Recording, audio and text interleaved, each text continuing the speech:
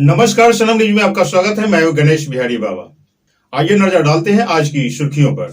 जल संसाधन मंत्री के काफिले से टकराकर हुई बच्ची की मौत। अपराधियों ने सीएसपी संचालक को गोली मारकर छीना रुपए से भरा बैग। मेडिकल की तैयारी कर रहा छात्र सेल्फी लेते खुद को मारी गोली। पूर्व सांसद प्रीति झा आजाद ने अपने आवास पर किया प्रेस वार्ता। दरभंगा में भाजपा कार्यकारिणी की हुई बैठक। 12 सितंबर को होगा हाई कोर्ट के नए भवन का उद्घाटन। बिहार सहित कई राज्यों में प्रधानमंत्री मत्स्य संपदा योजना शुरू। कोरोना मामले में स्वास्थ्य विभाग की बड़ी लापरवाही। अब आइए खबरें विस्तार से। सुपौल के बीरपुर में भूमि पूजन करने जा रहे जल संसाधन मंत्री संजय कुमार झा की काफिले की गाड़ी से टकराकर एक बच्ची की मौत हो गई। आक्रोशित लोगों ने सड़क जाम कर हंगामा किया। बांका जिला अंतर्गत एसबीआई के सीएसपी संचालक राकेश मिश्रा शाम को घर लौट रहे थे, तभी अपराधियों ने गोली मारकर 2,80,000 रुपए छीन लिए। मौके पर पहुंचे ग्रामीणों ने खून से लथपथ राकेश मिश्रा को अस्पताल पहुंचाया। उनकी हालत नाजुक बताई जा रही है। पुलिस मामले की छानबीन कर रही है। गोपालगंज जिले के इमलिया गांव की घटना है, जहां मेडिकल की तैयारी कर रहा छात्र हिमांशु ने अपने लाइसेंसी पिस्टल के साथ सेल्फी ले रहा था, तभी सिर में गोली लग गई, जिसके कारण उसकी मौत हो गई। पूर्व सांसद प्रीति झा आजाद ने अपने आवास पर प्रेस वार्ता की। हमारे रिपोर्टर चंद्रभूषण ने बताया कि प्रेस वार्ता के दौरान नीतीश कुमार के 15 साल शासन को भ्रष्ट शासन बताया गया। यूडीए संयोजक जसवंत सिन्हा ने कहा कि स्वास्थ्य शिक्षा व्यवस्था चौपट हुआ।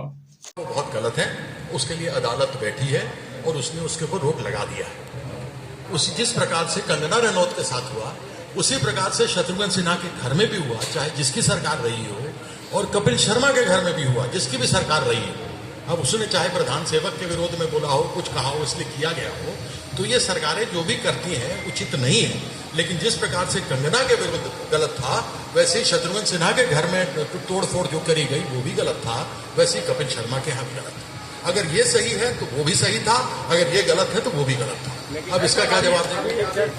ये बताया जा रहा है कि कंगना ने महाराष्ट्र की तुलना पीओके से की थी। कितनी शर्म की बात है, कितनी शर्म की बात है। जिस पाकिस्तान ऑक्यूपाइड कश्मीर को हम अपना अभिन्न अंग मानते हैं, जो मेरा देश का अभिन्न अंग है, जिसको लेने की बात चलती है कि ये सरकार लेकर आएगी, कुछ दिखता नहीं है, वैसी जगह का उसको तुलना इतना छोटा दिखाकर बंबई में करना, यह कंगना के लिए उचित नहीं है।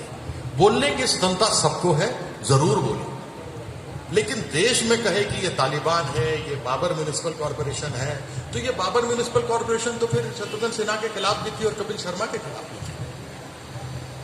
तो इसलिए इन तरह का शब्द नहीं करना चाहिए। स्वतंत्रता है, आप जिसका विरोध करना चाहें विरोध करें, जिसकी आलोचना करना चाहें आलोचना करें, लेकिन इस प्रकार से बात करना उचित नहीं है।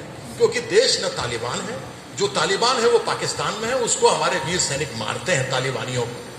उस पाकिस्तान ऑक्यूपाइड कश्मीर में हमारे जो भारतीय हैं उनके साथ अन्याय होता है, और फिर इस प्रकार से उसकी तुलना गंदे तरीके से बंबई में करना, यह उचित नहीं है कंगना के। धन्यवाद। और सिंह राजपूत के मामले में सच्चाई सामने आई और जल्दी आई,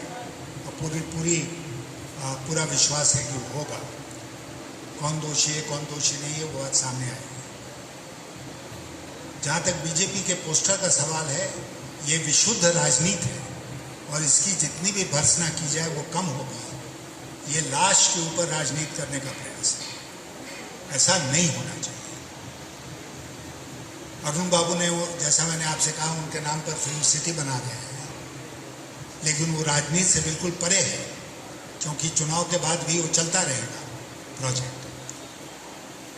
जहां तक कंगना रनौत का सवाल है, मुझे नहीं लगता है कि हर छोटी बात पर मुझे आवश्यक है टिप्पणी करना। मैं नहीं मानता हूं कि वो इतनी बड़ी हस्ती है देश की कि यशवंत सिन्हा जैसा व्यक्ति उनको ऊपर टिप्पणी करे। बेहतर इलाज के लिए यहाँ के लोग बाहर जाते हैं, क्योंकि यहाँ की शिक्षा व्यवस्था ध्वस्त हो चुकी है और चिकित्सा व्यवस्था पूरी तरह से कोरोना काल में एक्सपोज हो चुकी है। ललित नारायण मिथिला विश्वविद्यालय दरभंगा में 1986 पद स्वीकृत हैं, 1966, और उसकी तुलना में शिक्षक हैं केवल 767। तो कैसे पढ़ाई होगी? और ये लगभग हर विश्वविद्यालय का हाल है, इंक्लूडिंग पटना विश्वविद्यालय। यहाँ पर कामेश्वर सिंह संस्कृत विश्वविद्यालय, जिसमें आंकड़े बताते हैं कि 50% से ज़्यादा पद खाली हैं, टीचिंग और नॉन टीचिंग दोनों मिलाकर। तो कहीं कोई बहाली नहीं हो रही है। एक बार यूनिवर्सिटी सर्विस कमीशन बना, उसको रद्द किया गया। ये जिम्मेदारी बिहार पर भी सर्विस कमीशन को दी गई।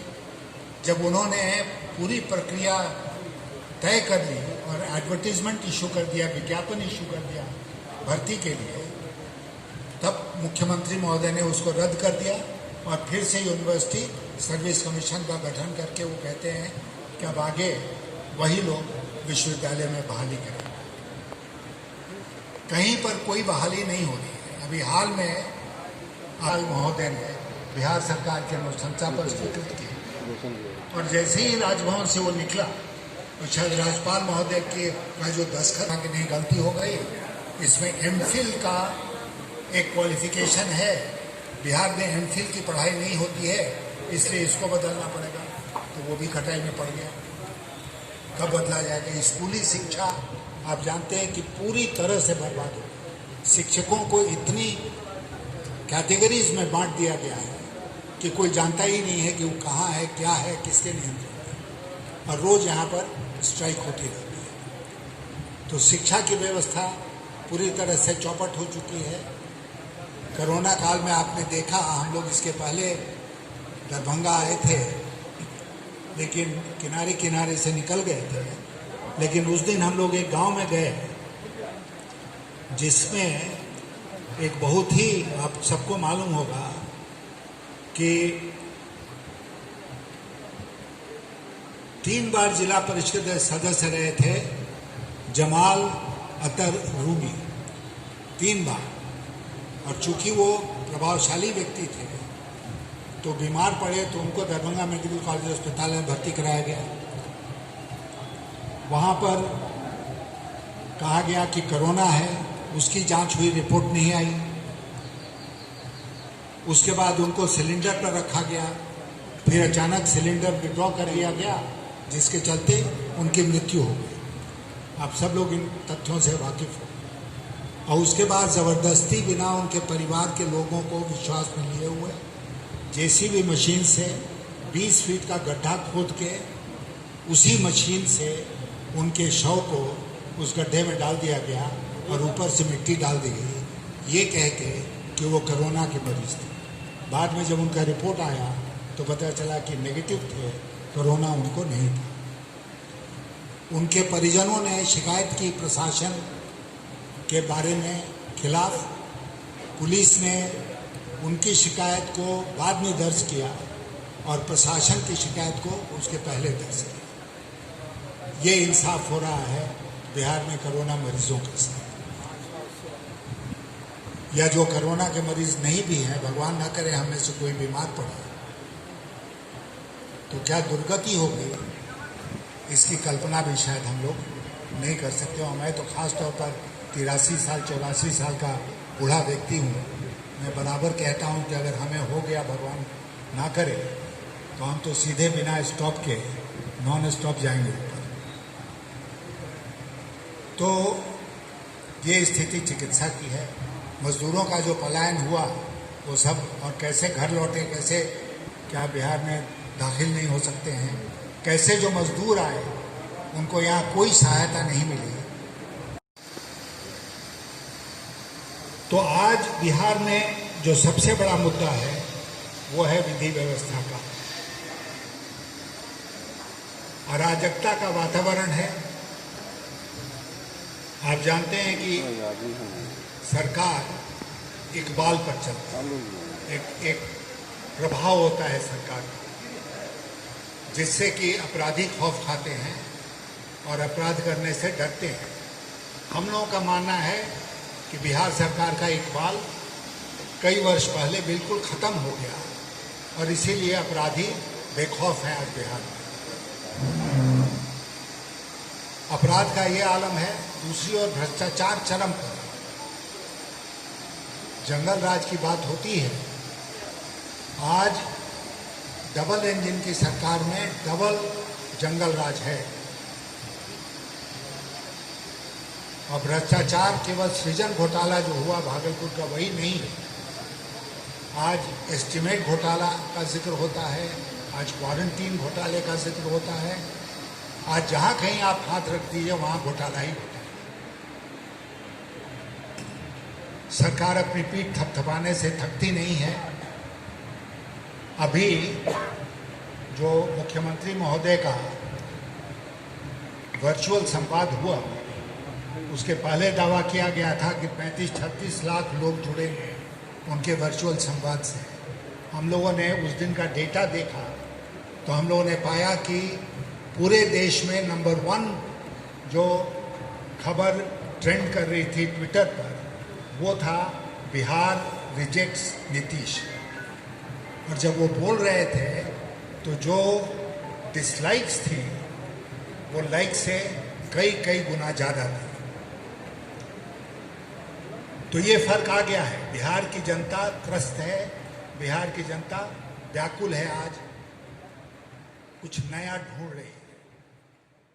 दरभंगा में भाजपा कार्यकारिणी की बैठक हुई। इसमें हमारे संवाददाता चंद्रभूषण ने बताया कि बैठक में संजय जायसवाल भी मौजूद थे। कहा गया कि राजद में अब कोई स्वाभिमानी व्यक्ति नहीं रहा। नौवीं फेल तेजस्वी को राजनीति की जानकारी भी नहीं है। मौके पर सभी कार्यकर्तागण उपस्थित थे। तो वह राजद के युवराज ने किया है और कांग्रेस के युवराज ने किया है। अप्रैल मई में जब कंप्लीट लॉकडाउन था, उस समय का बेरोजगारी डाटा उठाया जाता है कि अप्रैल में किसको नौकरी मिली थी। जाहिर बात है सब लोग घर पे बैठे थे और उसको यह कहा जाता है कि बिहार की यह स्थिति है। तो यह दोनों बहुत ही शातिर, बहुत ही अपरिपक्व और बिहार विरोधी और देश विरोधी हरकतें करते हैं। एक सवाल चलिए अब हो गया, सवाल हो गया। सिन्हा आज दरभंगा में है, उन्होंने प्रेस कॉन्फ्रेंस किया है और बिहार सरकार को टारगेट किया है कि बिहार में लॉ एंड ऑर्डर फेल्योर है, उनकी पार्टी बनेगी। देखिए, हर व्यक्ति को अपनी बात रखने का हक है। बिहार में जो आज सत्ता के दल हैं, उनके दोनों के 15 साल बीत चुके हैं। जनता फैसला करेगी कि लॉ एंड ऑर्डर 1990 से 2005 के बीच अच्छा था कि 2005 से 2020 के बीच ठीक है। यह जनता को फैसला करेगी। मेरा सवाल सर समाप्ति नहीं हुआ, शुरू नहीं हुआ था। मेरा सवाल ये था कि उन्होंने कहा है कि बिहार का अभी सुशांत का मामला चल रहा है, उन्होंने उस पर सवाल उठाया उन्होंने कि जो बीजेपी ने पोस्टर लगाए हैं वो कहीं न कहीं सुशांत की लाश पे राजनीति कर रहा है। आप क्या कहेंगे? यशवंत सिन्हा जी काफी पढ़े लिखे व्यक्ति हैं। उस पोस्टर की अगर वह तिथि देख लेते हैं तो उनके लिए बहुत अच्छा रहता। कला और संस्कृति मंच ने आज से 1.5 महीने पहले यह कार्यक्रम चलाया था कि सुशांत को इंसाफ देना है और उसकी जांच सीबीआई से होनी चाहिए।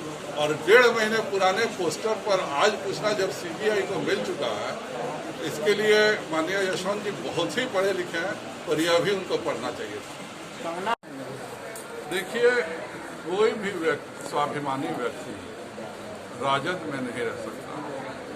जो भी स्वाभिमानी व्यक्ति है, जिसने अपना पूरा जीवन राजनीति में बिताया है, वह एक अपरिपक्व नवा फेल बच्चे के साथ रहना, जिसमें इतनी भी परिपक्वता नहीं हो कि वह अपने बुजुर्गों को सम्मान कर सके, उसके साथ रहने में किसी भी को भी दिक्कत है। और राजद के जितने भी सीनियर नेता हैं वो सब जहर का घूंट पी करके और मजबूरी में आज राजद में। सर एक मिनट सर, इतने लंबे समय के बाद ही उनके अपने स्वाभिमान की चिंता क्यों हुई? सर, लालू जी सीनियर नेता थे। जब तक लालू जी थे तब तक बहुत सारे सीनियर नेता उनके साथ थे, लेकिन कोई वंशवाद में अपने बच्चे को कोई बना दे और बच्चे में कोई गुण नहीं हो, तो जाहिर बात है इस तरह की घटनाएं घटेंगी। क्या सर लग रहा है अभी सर अंतिम प्रश्न सर आप छोड़िए, बिहार में दो आपका 3 अंतिम प्रश्न हो चुका सर महोदय। बिहार में विपक्षी 2 दल है आपको आरजेडी और कांग्रेस दोनों के जो राजकुमार है दोनों अपनी अपनी पार्टियों के लिए वो गर्भ में ले आने के लिए काफी है क्या करेंगे। नहीं मैं क्यों कहूँ, भाजपा के केंद्रीय कानून मंत्री रविशंकर प्रसाद ने कहा कि पटना हाई कोर्ट परिसर में वकीलों के लिए बने नए भवन का उद्घाटन वीडियो कॉन्फ्रेंसिंग के जरिए 12 सितंबर को होगा। प्रधानमंत्री नरेंद्र मोदी की बिहार सहित कई राज्यों को 20,050 करोड़ की प्रधानमंत्री मत्स्य संपदा योजना शुरुआत की और कहा कि इससे रोजगार के साथ किसानों को आय बढ़ेगी। कोरोना मामले में मीनापुर प्रखंड के जामिन मठिया पंचायत में आई जांच टीम की बड़ी लापरवाही और झूठा रिपोर्ट सामने आया है। जिस व्यक्ति की जांच नहीं हुई उसका रिपोर्ट निगेटिव मैसेज किया गया। अब तक के लिए इतना ही। देखते रहिए सनम न्यूज। नमस्कार।